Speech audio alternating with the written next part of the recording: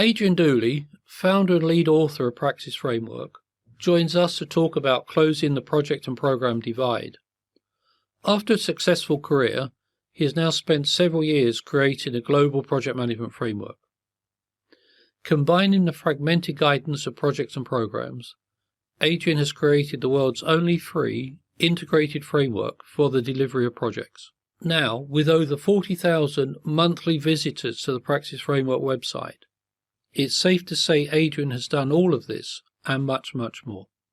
Welcome to this episode of Implementing Best Practice in Business. We're here to help you and your organization understand and implement global best practice to help you face the business challenges of today. Join me, Richard Pharro, CEO of APMG International, in talking to leaders and practitioners who have applied these frameworks and practices to boost their productivity. They're here, willing to share their knowledge and experience to help you learn from them so you can do the same to make you more competitive in today's market. My guest today is Adrian Dooley. Adrian started his career as a project planner and project manager at a time when planning software didn't exist. So he thought he would do something about that. He was one of the original authors of the PerkMaster planning software package, and with his partners went on to establish Project Manager Today and Project Management Exhibitions Limited. He also set up and ran the Projects Group as a training and consulting business until 2008. Adrian's an honorary fellow of APM, a frequent author, conference speaker and commentator on everything to do with project management. His most recent project has been the creation of an open and free, integrated project program and portfolio management framework that covers knowledge, method, competency and maturity.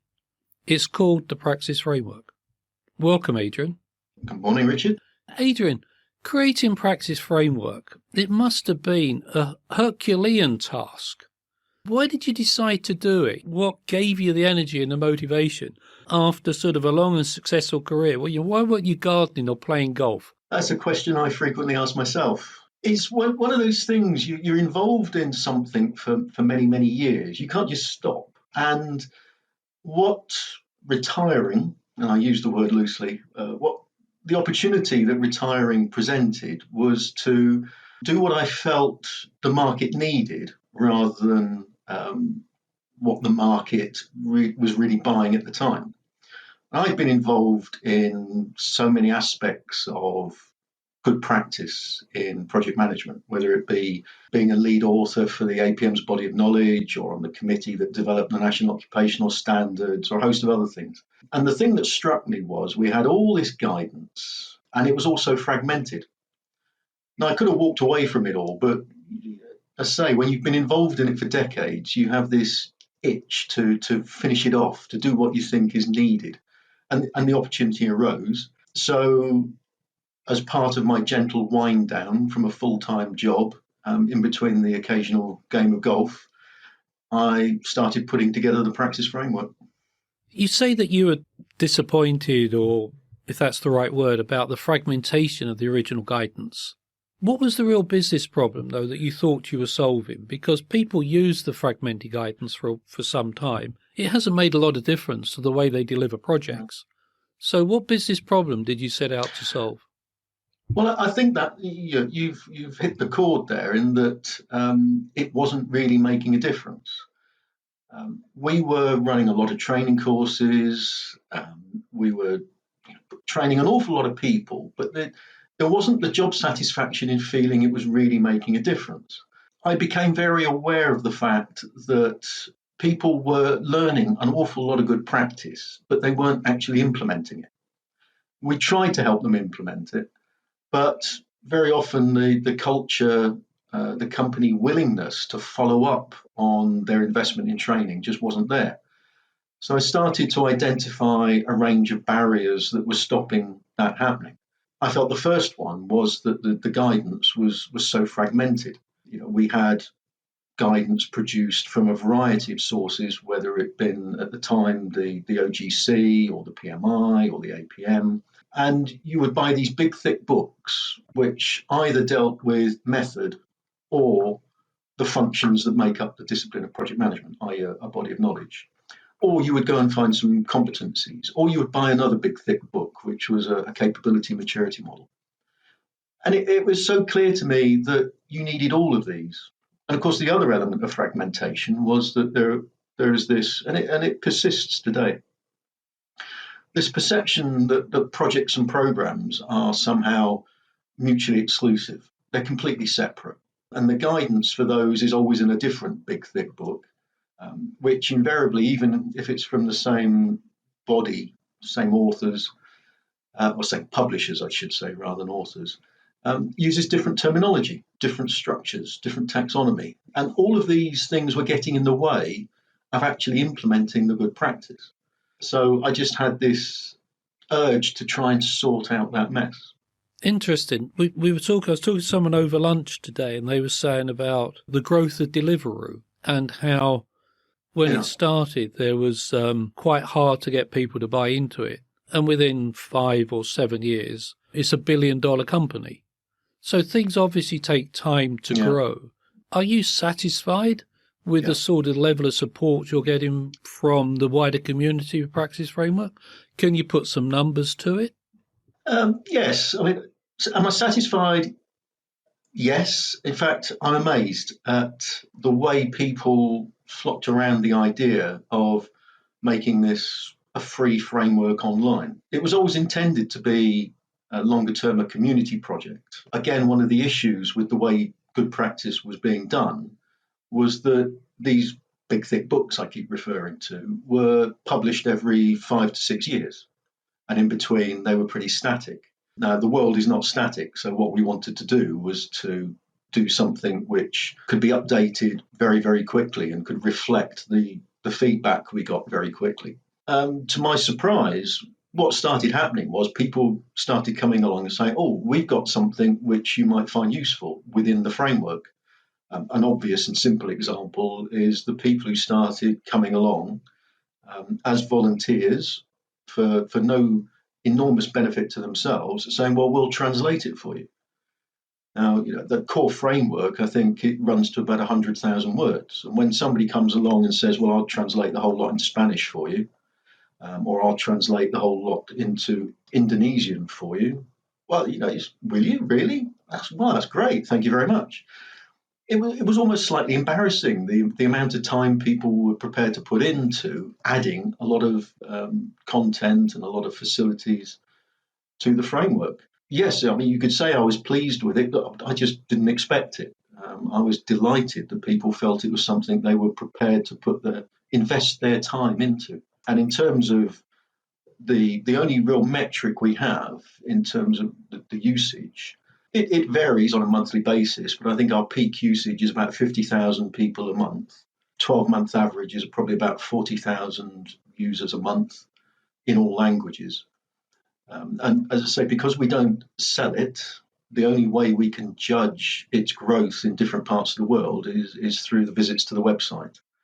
And those continue to grow exponentially. So, yes, very pleased. Adrian, you say it's free. It clearly is hosted on the web. Yeah. What do I get if I visit the website? What am I served up with? What do I see when I arrive at the website? Well, the core structure that we set up when we launched it is that we took 4 areas of project management. So this goes back to the why did we do it, what makes a difference? And the guidance at the time was broadly split into 4 areas. There's method, or methodology as most people call it.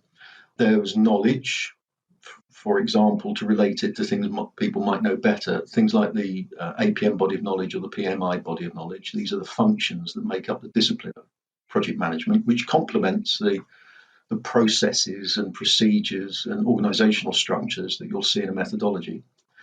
Then, of course, there's competency. Without individual competency, none of this good practice actually gets applied.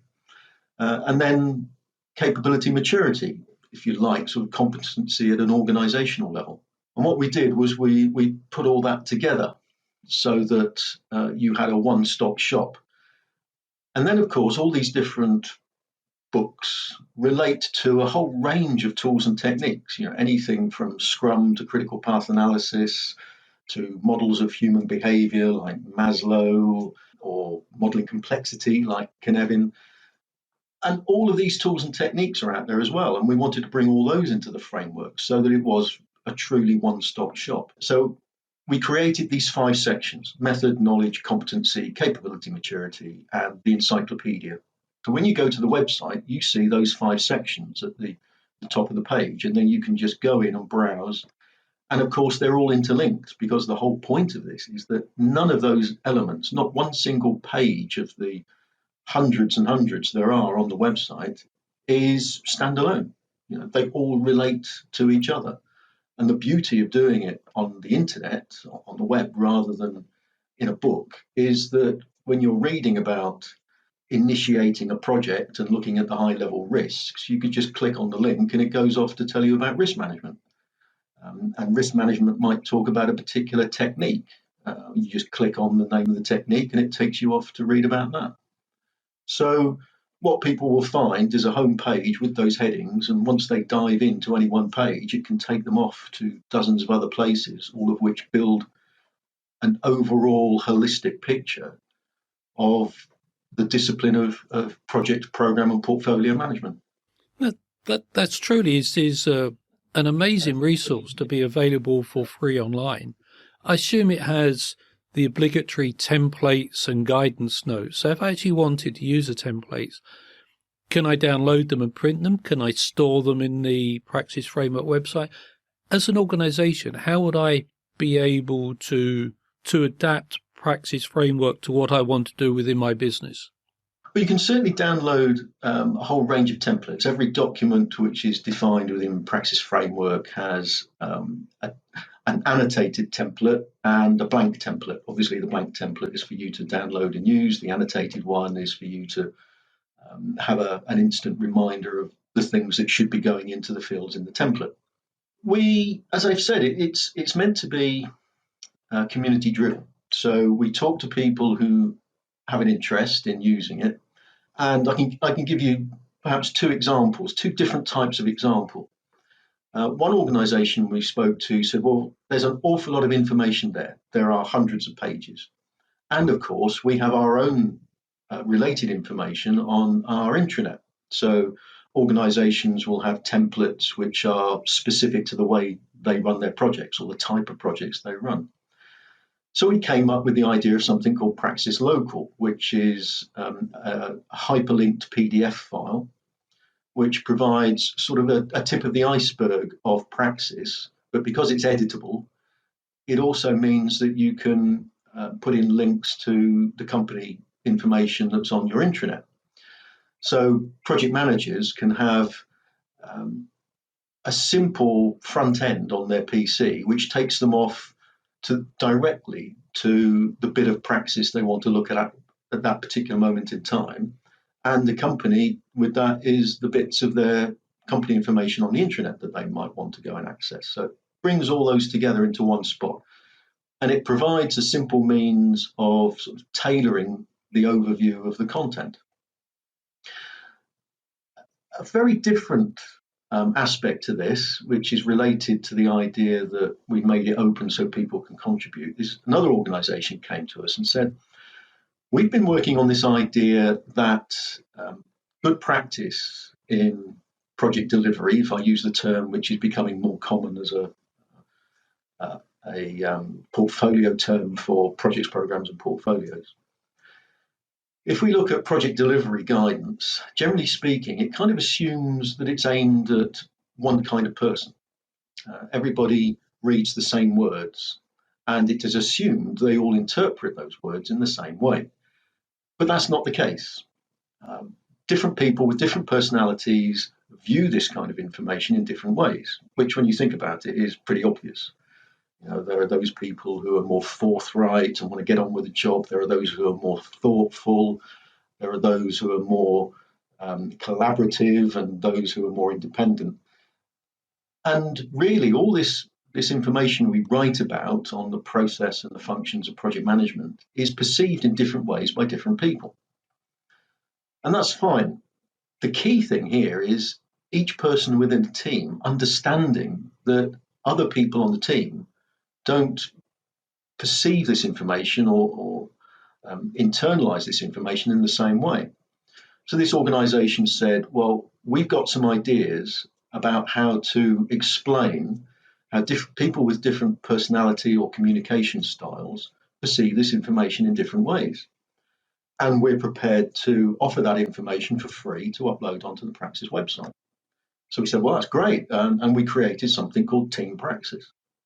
And the idea of that is that people can do one of the most common psychometric tests that's out there. There's a whole range of them based on something called DISC. And having understood their DISC profile, they can go to these pages and say, oh, right, yeah, that's the way I perceive risk management or stakeholder management, but I need to understand that other people on my team will see it a different way. So that's about tailoring the process for the individual as opposed to tailoring it for the organization. So can somebody come into Praxis Framework and do that personality DISC analysis online and get the results there and then, or do they have to send it away somewhere for analysis?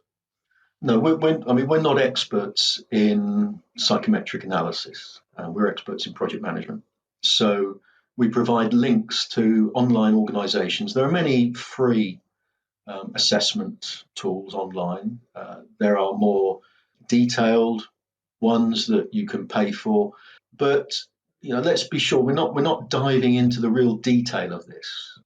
We're just trying to get across the principle that different people will perceive guidance in project management in different ways. We don't need to dive into the detail. We just need to raise that awareness of different views, different styles, and get people thinking about how the team works, and not assume that everybody sees this risk plan the same way that I do. If you were starting now, would you do anything differently, or are you happy with your original concept of the 5 areas, open for other people to contribute things, open for other people to translate? Do you think it's evolved into something that clearly you're very proud of, but would you have done anything differently? I think the simple answer to that is no, which is in danger of sounding a little arrogant. It makes you sound as if you think, yeah, I've got it absolutely bang on right first time. I think the thing that we did get right first time was to make it open, to not have restrictive copyrights, as you will find with a lot of other guidance. So if somebody wants to use our material, that's fine, just use it, as long as you acknowledge where it's come from. What that did was to make it, you used the word evolve, that made it open to evolution. So we didn't have to get the content right first time. We don't sit here now and think, oh, we wish we'd said that, we wish we'd said something else. Because if somebody says to us, well, you've missed a trick here, here's what I think you ought to include or you ought to be saying, if that passes all the tests of being what we think is good practice and integrated with everything else, then we can change it in a matter of hours. We can add stuff in hours. We can change stuff within minutes. So I'm not saying we got it right first time. I'm saying that by making it open and flexible and adaptable, we have been able to constantly evolve and change so that it remains relevant, and the mistakes we made in the first release were very quickly resolved. The one thing that might do differently, and this is a bit tongue-in-cheek, the one thing we might have done differently in order to get greater acceptance early on was to charge for it, which is a bit ironic. But when we first launched it, I was at a couple of exhibitions, I did a presentation, people would come up to me afterwards and they said, well, it's free. It can't be any good if it's free. And at first, I was a bit taken aback by this. I thought, well, what do you mean? I think it's quite good. And I think to break down the barriers of adoption, it should be free to the profession. Yes, but if it's free, it can't be really very good. Otherwise, you wouldn't give it away for free. After a while, I sort of developed a standard response, and I would say to them, well, have you ever used a page on Wikipedia and found it useful? And nobody ever said no to that. Always said, oh, yes, I've used Wikipedia. I said, well, if you do that, you're using content that somebody has written and has given away for free on a platform called Wikipedia that Jimmy Wales created and gives away for free. And it arrives on your screen via servers running an operating system called Linux, which Linus Torvald developed and gave away for free. And you have the ability to view it conveniently because of something called HTML and the World Wide Web, which Tim Berners-Lee developed and gave away for free. So what's your problem? And I can't remember the last time I paid to do a Google search, which is given away for the user for free. So, yeah. Yes. Adrian, yes. Adrian, you spent a whole career in program project management. You probably must be one of the most widely read, deeply researched individuals on the planet when it comes to guidance on project delivery, as you just said.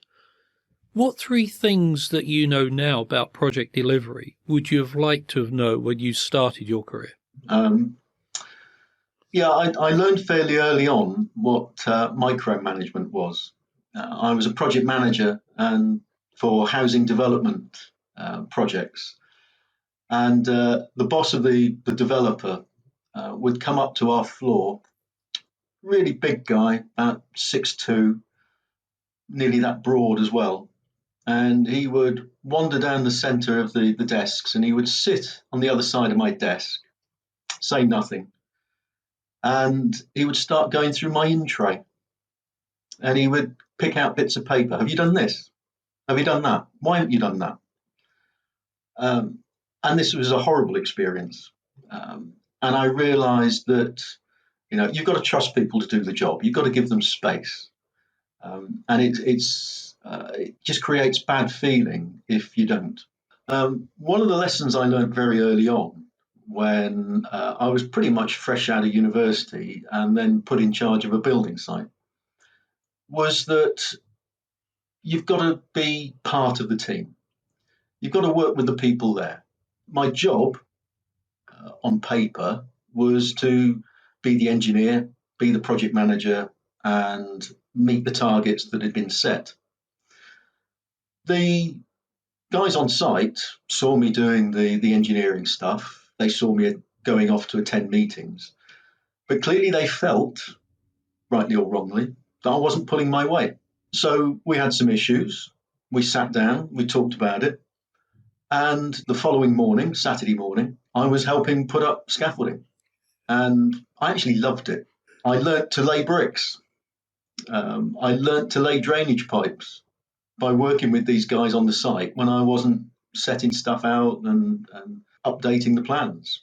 And as a team, we worked so much better after that. They appreciated me being prepared to get my hands dirty and work with them rather than just tell them what to do. I think modern project management has become so compartmentalized.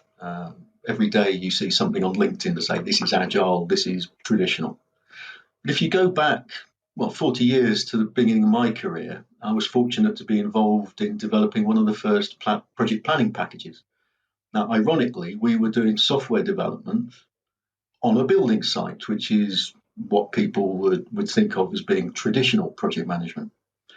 So you might think that we adopt a very traditional approach, but very quickly we worked out that we needed a weekly cycle. We needed the senior project planner to be, if you like, the product manager. And as they said, well, I need to be able to do this, I need to be able to do that, we would then actually learn the right commands in the evenings from the manual, and then we'd write the software the next day. And we would issue releases on a weekly basis. So the software would now do this, and it would now do that. It would now show this on a diagram. Nobody knew that what we were doing was a form of agility. We were just doing what common sense said we ought to be doing. And I think in those days, project managers did that they tailored their approach to the problem in hand and didn't need to be taught agile as opposed to anything else. That's very interesting. You could have then made a lot of money because you would have been the first agilist in the world of program project management. I'm going to take issue with that, and I'm going to say that in those days we were all agile. I will accept I that. wouldn't have been the first of anything because we all were. So it was only later we were told that we weren't agile, but we had to become agile. Do you have any regrets of having spent a lifetime in program project management and published Praxis Framework? Do you think you made a difference? I like to think I've made a difference. I think that's for other people to say. I was very fortunate in the time when I started, the late 70s. So I was able to be involved in the very first software for planning and scheduling.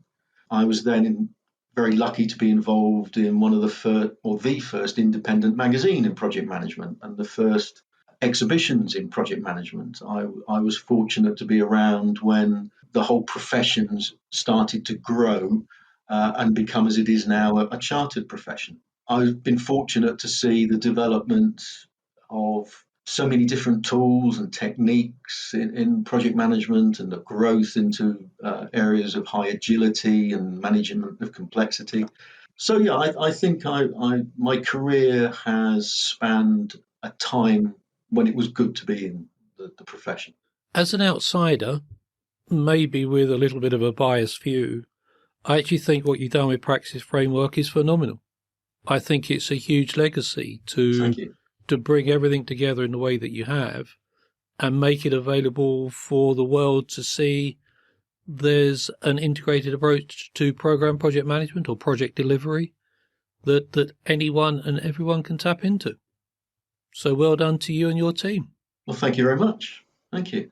Really good talking to you. Many thanks for finding the time for this podcast. Thank you. And no doubt we may have the opportunity to speak again in the future.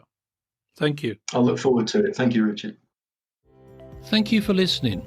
We're always keen to hear your feedback and suggestions for future episodes. You can find all the information in the show notes below.